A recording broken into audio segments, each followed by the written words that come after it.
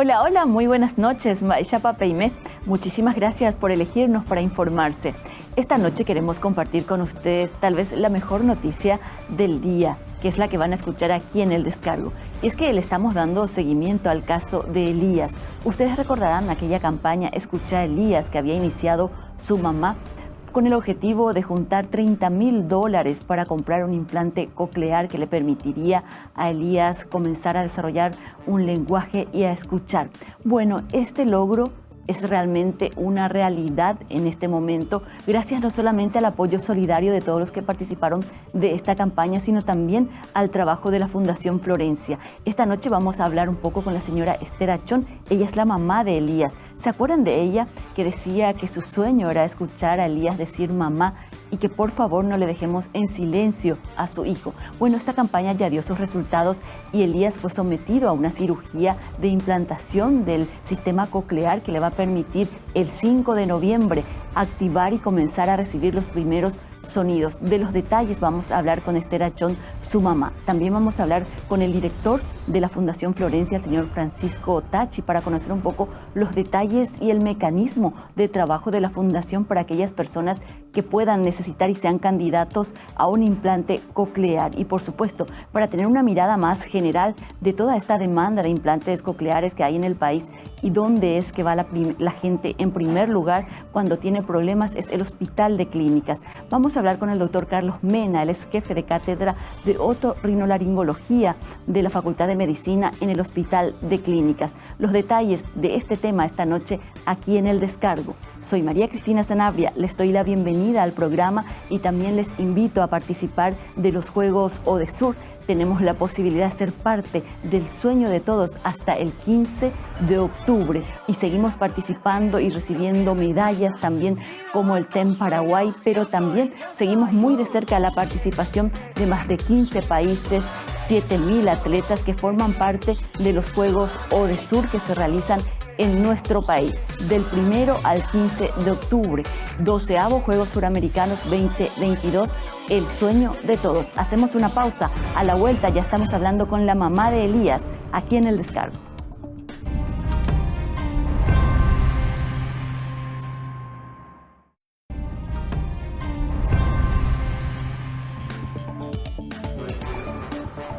No sé qué tal están de la memoria y si recordarán este caso allá por el 6 de julio pasado cuando compartíamos la campaña Escucha Elías. Es una campaña que llevaba adelante su familia para comprar un implante coclear. El objetivo era juntar $30,000 para comprar este dispositivo que le permitiría a Elías desarrollar un habla, un lenguaje y sobre todo escuchar.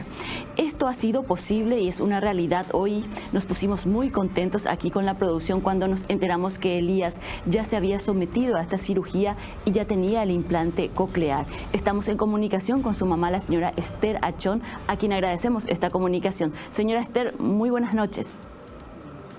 Muy buenas noches, María Cristina, y para toda tu teleaudiencia. Y asimismo estamos muy felices porque Elías ya está implantado y nuestro sueño ahora se hizo realidad. Dentro de poco, dentro de un mes, Elías ya va a estar escuchando.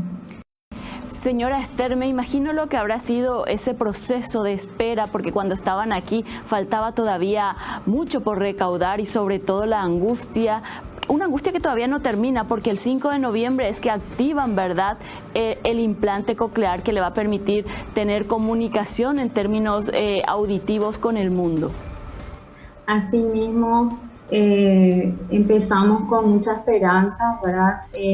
Esa campaña, gracias a la ayuda de las personas solidarias, de la ciudadanía, llegamos a recaudar la mitad, ¿verdad?, con todas esas actividades. No así no llegamos a nuestra meta, ¿verdad? Tuvimos que recurrir a una persona que nos ayudó a conseguir un préstamo para cubrir ese implante.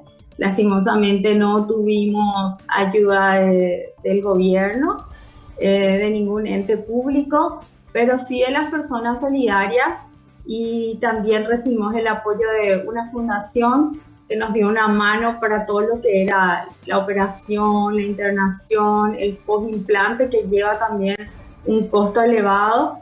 y gracias a Dios tuvimos ese apoyo y hoy Elías está implantado, pasó por las mejores manos, ¿verdad? Por los mejores cirujanos que tenemos en este país y dentro de un mes él va a poder escuchar y eso es lo que mi sueño, ¿verdad? Es que él escuche, que él adquiera el lenguaje y que dentro de poco también escuchemos ya sus primeras palabras. Recuerdo que en aquella entrevista nos decías, Esther, que tu sueño es escucharle a Elías decir mamá. Bueno, el 5 de noviembre es una fecha tentativa, o ¿cómo es este proceso para el aprendizaje? ¿Cómo va a ser este proceso de preparación que están llevando adelante, teniendo en cuenta que el diagnóstico de Elías era realmente terrible? Era una hipoacusia neurosensorial bilateral profunda, es decir, una sordera prácticamente sin retorno.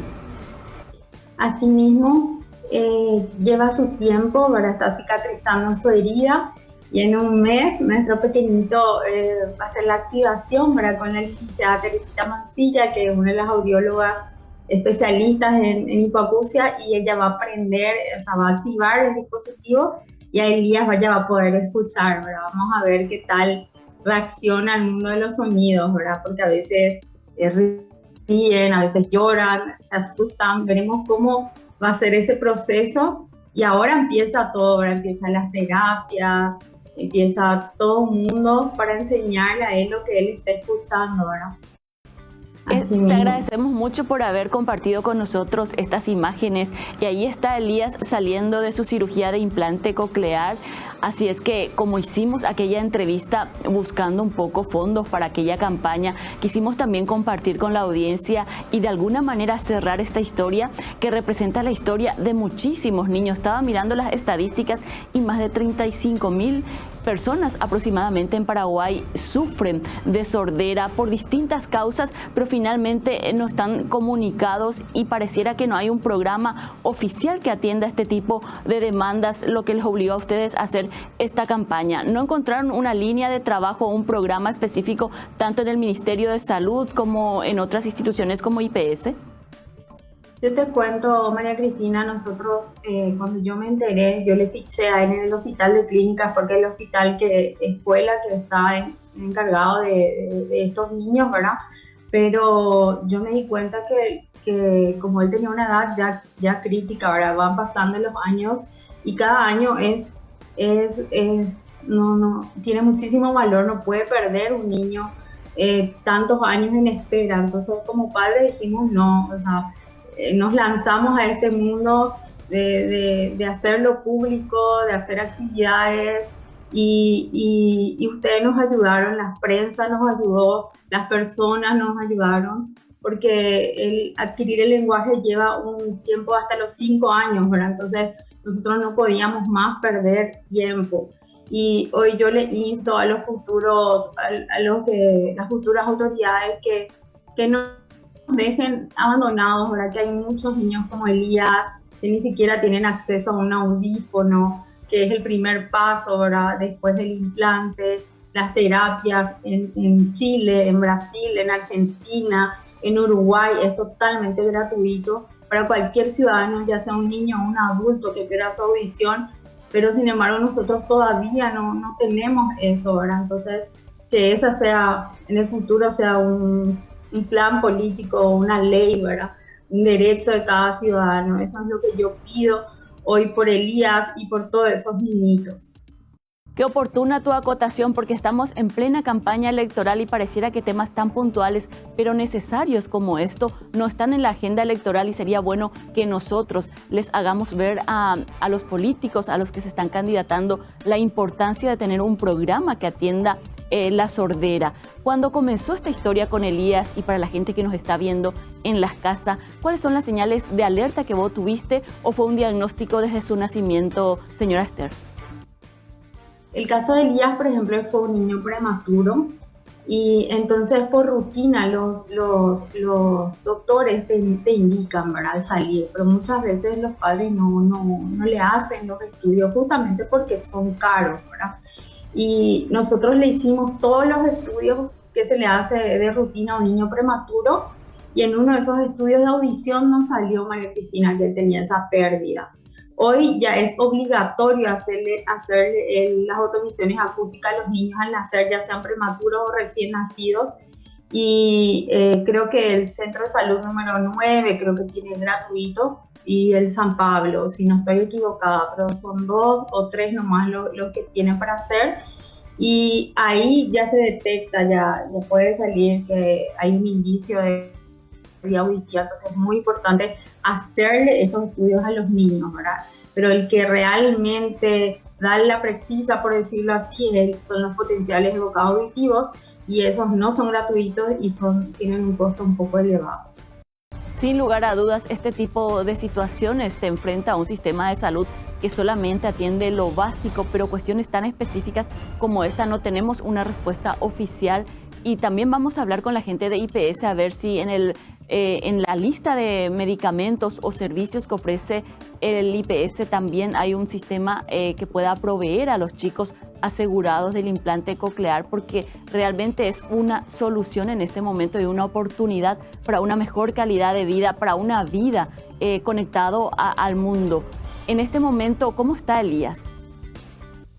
Cabezudo, está usando una vincha mientras tanto, ¿verdad?, para tapar su herida, pero está súper bien, cicatrizando, y él ya está saltando, ya está gritando, y ya estamos esperando con ansias ese día. Ese 5 de noviembre estaremos muy pendientes también para darle seguimiento a una historia que nos tocó muy de cerca, pero que también es muy importante que compartamos ahora los resultados de la solidaridad de los paraguayos. No solamente de las empresas, sé que hay empresas privadas, fundaciones que ayudaron, pero sobre todo lo que nos preguntamos en contextos como estos, señora Esther, ¿hasta cuándo nuestra salud pública va a depender de las polladas, de las campañas, de la solidaridad de los paraguayos? Me imagino que ustedes también se habrán hecho esa pregunta una y mil veces. Así mismo. Duele. Pero estamos muy contentos y celebramos esta oportunidad que tiene Elías. En unos segundos más vamos a hablar también con el representante de la Fundación Fiorella, que ha sido determinante en este proceso para Elías, porque queremos que las historias como Elías se repitan en otros chicos que tal vez estén en esa misma situación. Cuando le comenté a una médica que venía a hacer este programa y vamos a tratar este tema, me dice que a veces si no se hace esas atenciones primarias que ustedes lo hicieron desde el vamos, hay que tener en cuenta, por ejemplo, cuando un niño no te hace caso, cuando le tenés que hablar más fuerte para que te escuche. A veces los papás decimos, no me quiere hacer caso, no me hace luego caso, es desatento, pero sin embargo puede tener relación con la pérdida auditiva que no esté escuchando. Así es que atención a los papás que tenemos chicos de 7 meses, 8 meses, 1 año. Estamos todavía a tiempo de tener una historia y un final feliz como el de Elías. Así mismo. Muchísimas gracias, también, Esther, por compartir. Si tardan en hablar, también es una de las señales. Claro, si tardan en hablar. Muchísimas gracias, María Cristina, y gracias a la Fundación Florencia, al doctor Costa. Quiero aprovechar tu programa, a la licenciada Mancilla y al doctor Perrota, todos los que estuvieron involucrados y lo hicieron de corazón. Muchísimas gracias, y a las personas que nos ayudaron, las personas solidarias, muchísimas gracias. Gracias a usted, y definitivamente no le dejamos en silencio a Elías. Estamos pendientes de este resultado del 5 de noviembre. Por favor, mantenernos informados, señora Esther, que queremos celebrar esta alegría con ustedes. Gracias. Gracias. La señora Esther Achón, ella es la mamá de Elías, y bueno, después de esta entrevista seguro que les refresqué la memoria, y hemos compartido el 6 de julio esta campaña que buscaba recaudar $30,000. Imagínense ustedes lo que cuesta que un niño con problemas auditivos pueda volver a conectarse a la realidad a través de los sonidos con este implante coclear que ya recibió, y el 5 de noviembre se estaría activando. Vamos a hablar a la vuelta de la pausa, no se vayan, con el representante de la Fundación Florencia un poco para conocer cómo trabaja esta fundación que se dedica exclusivamente para atender a pacientes que tienen problemas con el sistema auditivo, que hayan perdido o que hayan sido niños que nacieron así, pero que ellos se dedican justamente a donar estos implantes y también asesorar en el tratamiento. Hacemos eso a la vuelta de la pausa.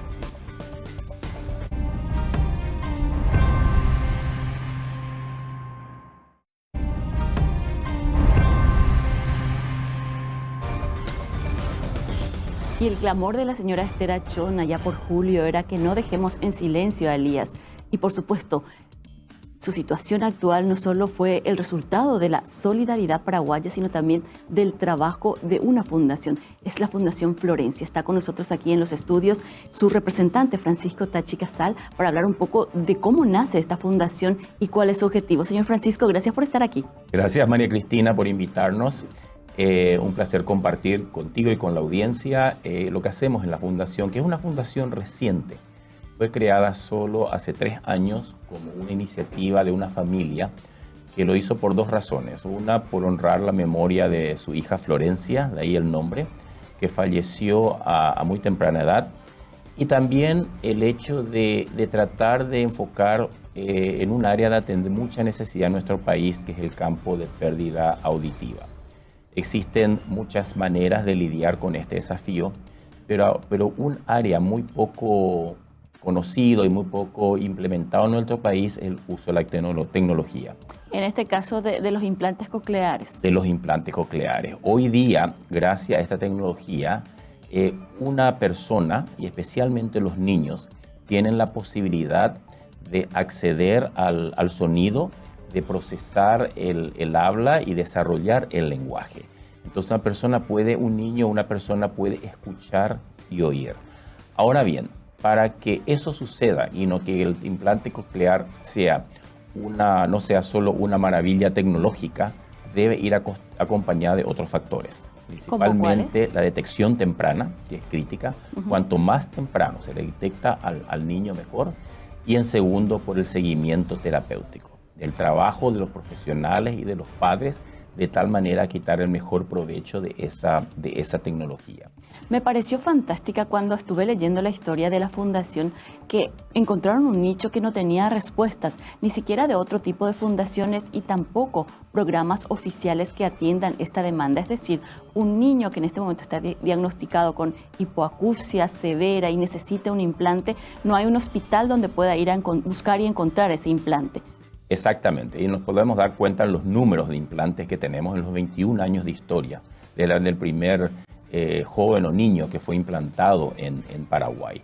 De ahí que la fundación decidió concentrarse en eso, y de ahí, basado en ese comentario anterior, la fundación se concentra en 3 áreas de acción. Una es la provisión de tecnología, pero la provisión de tecnología no solamente es de entregándole implante coclear, sino que llamamos el acompañamiento integral, en el sentido que la fundación se encarga desde el niño, cuando es seleccionado, de toda la parte de evaluación médica, seguimiento, acompañamiento, calibración del equipo, mantenimiento, y también la parte quizás más sensible, que es la parte de todo el proceso, que es la rehabilitación auditiva, donde el profesional juntamente con los padres trabajan activamente durante varios años para lograr que el niño o el joven pueda quitar la mejor ventaja de ese producto. El segundo pilar o área de acción es, para que eso suceda, tenemos que tener como dijimos anteriormente, la concientización, la detección temprana. Siempre enviamos mensajes, tratamos de buscar, resaltando el hecho de la necesidad de la detección temprana en nuestro país. Y el tercer pilar de acción de la fundación es la capacitación de padres y de profesionales. Cuando hablamos de capacitación de padres, ¿en qué consiste esa capacitación para poder atender a su niño? Exactamente. Uno de los grandes logros de la fundación en estos 3 años, aparte de los 4 implantes que estamos apoyando, ha sido justamente crear esa red de comunidad de padres. Tenemos más o menos 100 familias que son parte de un grupo de WhatsApp y que donde ellos asisten a charlas, a cursos que la organización realiza. Trabajamos muy activamente con el John Tracy Center en Los Ángeles, California, con los cursos en línea. El John Tracy Center es una de las organizaciones más prestigiosas en ese campo del trabajo de familias con niños con pérdida auditiva. Fue creada por la esposa del reconocido actor Spencer Tracy, que ellos tenían un hijo con hipoacúsico. Trabajan con 2.500 familias en todo el mundo y tenemos una alianza con ellos. Entonces hacemos activamente esos cursos, esas charlas, de tal manera a darle a los padres esas habilidades para trabajar con los niños. Y también cursos para los mismos fonoaudiólogos. el campo de terapia auditiva verbal dentro de la carrera de fonoaudiología, de la profesión fonoaudiología, es también recientemente nueva. Necesitamos mucho más personas capacitadas en ese campo. Así que las capacitaciones lo hacemos con la certificación inclusive de la A.G. Bell, que es la Alexander Graham Bell Association for the Deaf, una de las organizaciones más grandes de personas hipoacústicas en Estados Unidos, que ellos otorgan una certificación en ese área. Porque acá lo crítico es ese trabajo entre el profesional fonoaudiólogo, la terapia, y el audiólogo y los padres. Una reconocida fonoaudióloga dijo, es como un partido de fútbol, donde el profesional, el audiólogo y el fonoaudiólogo son los hinchas y los jugadores son los padres y el niño. Porque realmente la sesión con el fonoaudiólogo es 1 hora por semana. Deben hacerlo por lo menos 1 hora por semana. Pero eso deben ir a practicar en la casa y aprender nuevas palabras. Entonces es un proceso donde el compromiso familiar es inmenso. Realmente, allí solo juegan ya los padres y el niño. Exactamente. Y ese es el caso de Esther, el que ustedes conocieron. El caso de Elías. Exacto. ¿Cuál ha sido la participación de la Fundación para el caso de Elías? Y seguro que la gente que nos ve y conoce a más de un niño en la familia, en el barrio, también dónde pueden contactarse para entrar en esa lista de espera. Nos decía el doctor Mena que en clínicas hay una lista de espera bastante larga. ¿Cómo manejan también eso, señor Francisco? Bueno, nosotros lo que hacemos es que recibimos las llamadas de los padres, y realmente el caso mismo de Esther, que nos llamó, que acababa de enterarse. Si hay algo que lo creo que es el grupo, lo que hacemos la Fundación es mucha contención y mucha facilitación para educar y dar herramientas a esa familia de qué hacer, cómo hacer en general. Y por lo que hacemos inmediatamente dentro de ese grupo padre, tenemos un pequeño grupo de padres de apoyo, que son aquellas personas que ya tuvieron esa experiencia, que sirven de contacto con esas familias. Porque estas familias que ya vivieron esa experiencia tienen el profesor más poderoso en la vida, que es la experiencia. Sí. Exactamente. Entonces, esas relaciones realmente son increíbles. O sea que mucha contención, que los padres no se sientan solos, que sean parte de una red y que reciban capacitación, ese ha sido el logro más importante de la Fundación en estos 3 años. Entonces, ahí nosotros evaluamos a las familias, vemos a las familias en acción. Lastimosamente, imagínate que el costo de un proyecto de implante, porque nosotros estamos interesados más en impacto que en números. Es más fácil donar la tecnología. Nosotros lo acompañamos con todo el proceso, cubriendo gran parte de los costos, y lo realizamos también gracias al apoyo de otras empresas como Asismed y el Grupo La Costa, que realizan en forma gratuita toda la cirugía, la internación, en el caso de Elías, fueron ellos también. Fueron ellos también. El Grupo Paraguay de implante coclear, liderado por el doctor Luis Costa Castiaburo, con el doctor Luis Mena, que siempre participa en todas las cirugías, el doctor Perrota. Son profesionales muy reconocidos quienes en forma gratuita ofrecen los servicios a la Fundación. Entonces tratamos de identificar, vemos a las familias. El desafío es no solamente entregar el equipo, pero cómo hacer que esa familia pueda quitar ventaja a esa tecnología y pueda hacer el seguimiento. De ahí que nosotros no tenemos una lista de espera, sino observamos la participación de los padres en los cursos, y cuando vemos que existe un potencial candidato que reúne los requisitos, en primer lugar de edad, de 0 a 3 años, el primer paso es la evaluación médica, para asegurarse que ese niño es un candidato a implante coclear. Posteriormente, un proceso de evaluación con un trabajador social, donde se realiza no solo la evaluación socioeconómica, sino también la evaluación de la familia, claro, de integración a través de un instrumento que se conoce como el ECOMAP, donde vemos la relación de la familia y el compromiso de la familia, porque esa es nuestra preocupación. No solamente invertir en la compra, sino asegurarse que se quite el mejor provecho de esa tecnología. ¿Cuántos implantes cocleares han otorgado en este tiempo? En estos 2 años, desde que empezamos, hace solo 3 años, hemos entregado 3, que fue cubierto completamente por la Fundación, todo el proceso. Y en el caso de Esther, que ella luchó con sus propios medios para conseguir implante, y la Fundación la acompaña con todo el proceso posterior, desde la evaluación a la cirugía, a la activación, ahora el mantenimiento del equipo, y posteriormente la terapia, que va a tomar unos añitos. Ha sido bastante claro cuando me dice que no hay una lista de espera, es decir, un teléfono, una línea de contacto en la que las personas podrían comunicarse para generar un primer contacto y luego formar parte de ese objetivo de evaluación. ¿Cómo no? Con mucho gusto pueden comunicarse con nosotros. En nuestras redes sociales van a encontrar todos los teléfonos, ya sea en Instagram y Facebook, bajo Fundación Florencia. @Fundación Florencia. Exactamente, @Fundación Florencia, nuestra página web, www.florencia.org.pi, donde van a encontrar la dirección de nuestras oficinas, el contacto telefónico, donde con mucho gusto vamos a estar asistiendo. Cuando una familia se contacta, abrimos inmediatamente una ficha de un niño para tener toda la información, como así también los estudios. Entonces, pero son invitados a participar activamente en los cursos y las charlas que ofrece la Fundación. Señor Francisco, cuando usted me mencionaba que lo primero que hacen es ese primer contacto, cuando una madre o un padre recibe un diagnóstico que no es tan común y que tal vez en el hospital del barrio no tiene un programa de atención, una solución, nos sentimos desesperados y desolados. Ese primer contacto lo pueden hacer todas las personas, aunque después finalmente no resulten candidatos. Por supuesto, podemos hacerlo. Tenemos un grupo no solamente asesor de padres, sino también de profesionales que nos aconseja, que nos sugiere en estos casos, e inclusive un grupo de jóvenes ya de implantes cocleares que por alguna vez tengan la oportunidad también de conocerlos, que son los pioneros, lo que hace 20, 18, 15 años, y hoy soy empresarios, empleados bancarios, que directamente tienen la gran facilidad, inclusive una estudiante de, si no me equivoco, 4º año de fonoaudiología, que va a ser la primera fonoaudióloga sordo hipacúsica en nuestro país. Señor Francisco, uno cuando se hace ese tipo de implantes se tiene que renovar si se hace a los 2 años, por ejemplo, con el crecimiento, se tiene que actualizar. ¿Es un proceso también eso?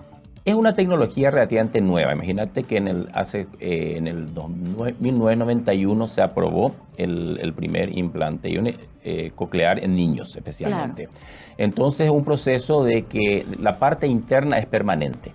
La parte externa va variando constantemente, se estima más o menos 10 años que dura pero estos son números muy variables, ¿verdad? La parte externa, que es similar estéticamente a un audífono. Claro. Pero aún no se sabe, puede ser realmente, debe cambiar en algún momento, pero generalmente después de varios años. ¿Cuál es la posición que tiene la Sociedad de Personas Sordas en Paraguay? Hablé de referencia con ellos y muchos no están de acuerdo con esta tecnología, que no hay una información clara, que no hay una seguridad, pero pensaba yo, una madre, aunque no te aseguren el 100%, avanzar si hay una posibilidad. Claro.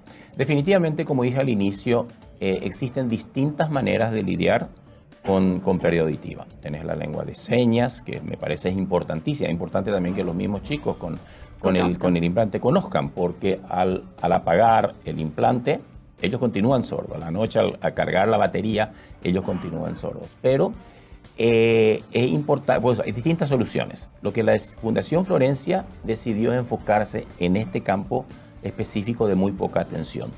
Los números están aumentando. Definitivamente, lastimosamente, también no es una solución para todos. Entonces existen distintas maneras. La mayoría de las personas deben aprender con hipoacusia o con sordera, deben aprender lengua de señas por no tener la posibilidad, como en otros países, que tener este tipo de tecnología es un derecho al nacer y aprobar que tiene pérdida auditiva. Así que yo creo que... Como en el caso de Chile, por ejemplo. Exacto, Chile, Argentina, Brasil, para darte alguna idea. Entonces, es una situación, te doy a decir, de que entiendo perfectamente de que algunas personas tienen ciertas dudas. Por eso yo más admiro a estos jóvenes, admiro a los padres que fueron los primeros implantados, que confiaron en esa tecnología. Claro. Y hoy día ven el resultado del proceso. ¿Usted cree que sería importante para Paraguay instalar o comenzar a trabajar en una ley nacional que nos obligue primero a todos los padres y también a las instituciones sanitarias que reciben un bebé a hacer ese diagnóstico de auditivo al niño al nacer, independientemente de que sea prematuro o no? Como el caso del test del piecito, por ejemplo. Exacto, es importante. El screening universal que llaman es una... Ahí empieza la tarea, como dice una reconocida fonoaudióloga, de detectar si el niño, la niña es hipoacúsica o sorda, o sordo o sorda. No debería ser del padre o del pediatra, debería ser de una política sanitaria de que todo niño al nacer tenga ese estudio. Es el primer caso. No solamente se detecta específicamente esos casos, porque existe una serie de estudios que deben hacerse en forma estructurada para poder asegurarnos que ese chico puede oír y no necesita este tipo de tecnología o de solución, que no va a ser hipoacústico. Señor Francisco, sé que no quiere hablar mucho de los números, pero para que la gente tenga en cuenta y pueda dimensionar lo importante que es no solamente el trabajo de la fundación, sino la necesidad de una mamá cuando está en esa circunstancia que le diagnostican y le dicen tu chico no puede escuchar y necesita posiblemente un implante coclear o otro tipo de tecnología. ¿De cuánto dinero estamos hablando? No solo del implante, de todo este proceso en el que intervienen fonoaudiólogas, profesionales, psicólogos para la contención y un nuevo aprendizaje de los padres para acompañar al niño. Exacto. Es un proceso bastante costoso.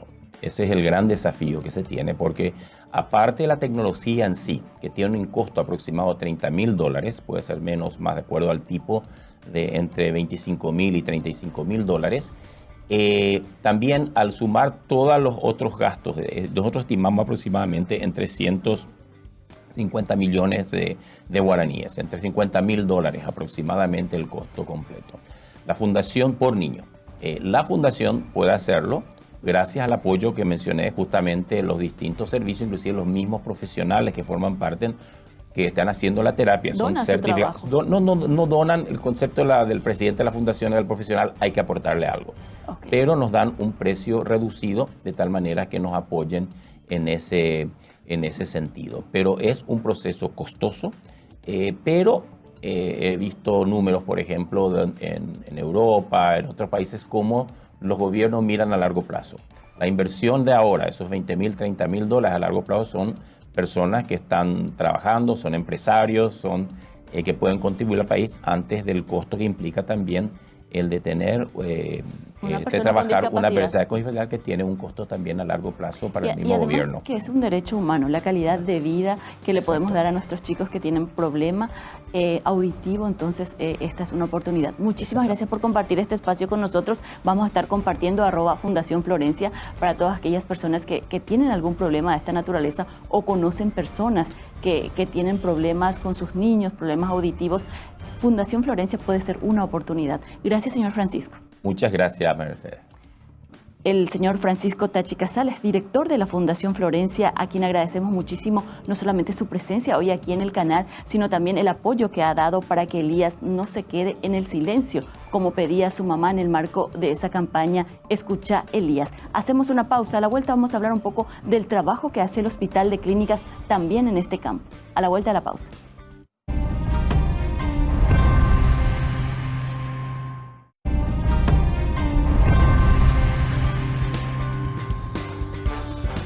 Y bueno, no todas las historias son como la de Elías, por eso para conocer un poco cómo se trabaja en el Hospital de Clínicas, que es el hospital de referencia para los padres cuando se tratan de casos tan puntuales como el problema de la sordera, estamos en comunicación con el doctor Carlos Mena.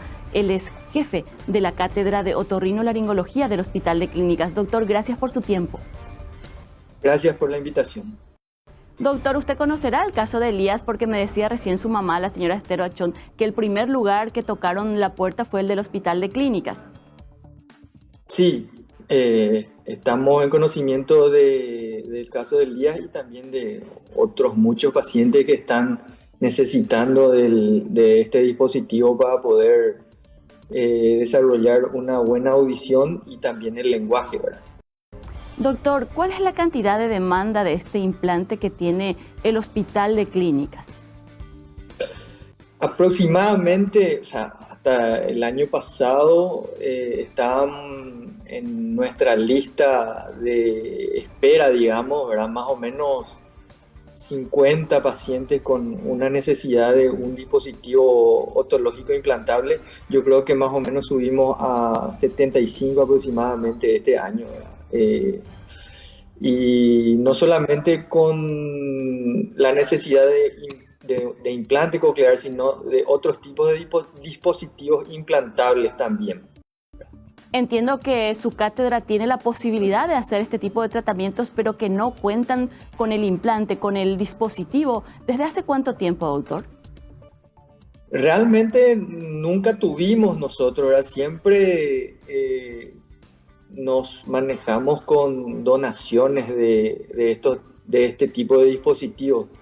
ya que son dispositivos bastante caros, ¿verdad? Bastante costosos y no se consiguen muy fácilmente.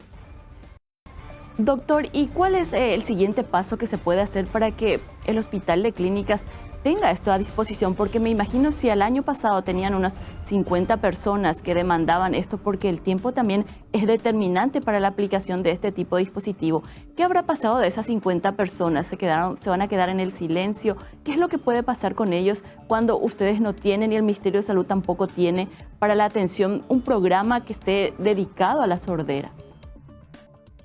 Es verdaderamente complicado y de repente preocupante porque a medida que va pasando el tiempo, las posibilidades de tener un buen desarrollo del lenguaje y una buena comprensión una buena comprensión del habla, ¿verdad? Van disminuyendo con el tiempo, ¿verdad? Lo ideal es implantar al chico antes de los 5 años. No es una limitante, digamos, ¿verdad? Porque tenemos casos de pacientes que se implantaron más tarde y desarrollaron lenguaje y una buena comprensión, ¿verdad? A esto se le suma, esto hablando solamente de niños, ¿verdad? Que nacen con este tipo de problemas, pero también a esto se le suman pacientes que tenían una audición normal y por A o B motivo, alguna infección, se quedan con una sordera súbita, profunda y necesitan este tipo de dispositivos implantables, pero para ellos ya es un poco más fácil porque ya tienen desarrollado el lenguaje, ¿verdad? Entonces, un implante a una edad adulta siempre es mejor cuando el paciente ya desarrolló el lenguaje, o sea, es un paciente, nosotros le llamamos postlingual, digamos, ¿verdad? Que Entiendo. ya desarrolló el lenguaje y posteriormente quedó con una dificultad auditiva. Doctor Mena, sé que el Hospital de Clínicas y la Facultad de Medicina como tal no tienen un presupuesto y una línea de trabajo para la adquisición de estos equipos, pero ¿usted conoce si hay en el Ministerio de Salud o en el Instituto de Previsión Social programas que atiendan este tipo de necesidades en nuestro país? La verdad que en el ministerio yo sé que hay gente que está detrás de estos problemas, no solamente auditivos, sino congénitos, ¿verdad? Que necesitan de repente un tratamiento un poquito diferente o diferenciado, ¿verdad? Hemos contactado con esas personas, ¿verdad? Nos hemos reunido varias veces y realmente hubo en un momento una muy buena predisposición de parte del ministerio para colaborar realmente colaboran con los pacientes, no directamente con nosotros. Nosotros somos solamente los que colocamos el dispositivo, ¿verdad? Y gracias a eso también es más o menos como una simbiosis, porque ellos nos donan los dispositivos, nosotros seleccionamos los pacientes más aptos, ¿verdad? Como para que se le pueda sacar un buen provecho A la donación. al dispositivo, ¿sí? Y nosotros enseñamos a nuestros residentes a este tipo de cirugías, ¿verdad? Claro.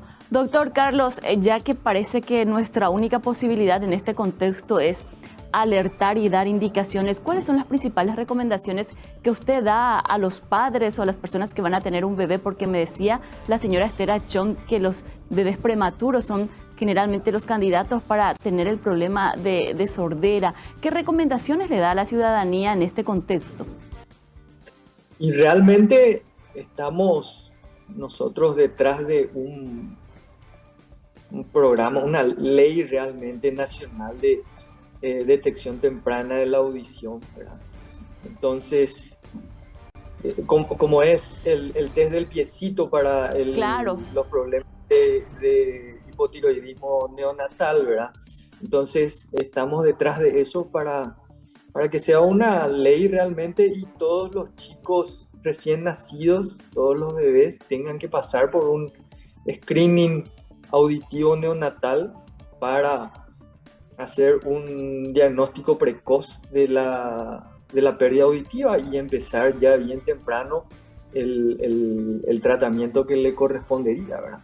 Doctor, esa ley todavía no está en proceso. ¿En qué estadio se encuentra el proyecto de ley o todavía ni siquiera es un proyecto de ley, es una necesidad? Y la segunda consulta, ¿es muy caro implementar eso en todos los hospitales como en el caso del piecito? ¿Hay que tener un especialista, un equipo especial? ¿Cómo es el abordaje? No, de hecho ya se está implementando en varios hospitales del ministerio el test auditivo con las fotoemisiones acústicas y el equipo me consta que la gente del ministerio adquirió y se le capacitó a un grupo tanto de enfermeras como de fonoaudiólogas que trabajan en el ministerio, ¿verdad? Para que hagan el test a estos recién nacidos y eventualmente, por lo general, nos suelen derivar para un seguimiento al hospital, ¿verdad? Nosotros Claro. no recibimos ningún problema, ¿verdad? Y lo de la ley, desconozco en qué etapa está, ¿verdad?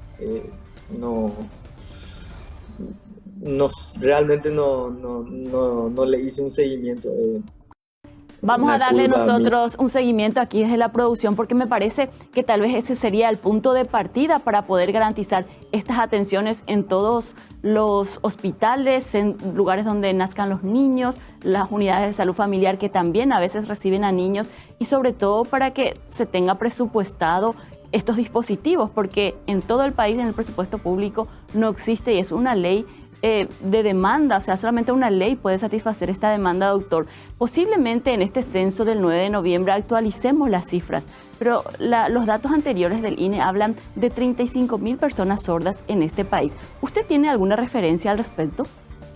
Sí, la doctora Valentina Arias, que trabaja conmigo, o sea, con nosotros en el servicio de otorrino, ella hizo un levantamiento de datos, pero no sé si, creo que no es de todo el país, ¿verdad? En donde había una cantidad significativa de personas con discapacidad auditiva, ¿verdad? Yo creo que el censo de este 9 de noviembre va a ser bastante, nos va a ayudar bastante, digamos, en recabar esos datos que nos serán bastante útiles para ver un poquito cómo, qué solución, qué le podemos proponer a esa población de pacientes que tenemos y que no conocemos, ¿verdad? Entiendo, doctor. Para cerrar esta entrevista, me gustaría, por favor, que nos enseñe, nos eduque y nos cuente cómo detectar los problemas auditivos a tiempo, qué señales de nuestros pequeños o incluso de las personas grandes nos deben llamar la atención. Por ejemplo, le tocas el hombro para que te atienda, porque si le decís así nomás, vení, no te hace caso. En el caso de los adolescentes o los hijos, a veces no te quieren luego hacer caso. Pero ¿en qué momento actuar y tener como una señal de alerta, doctor?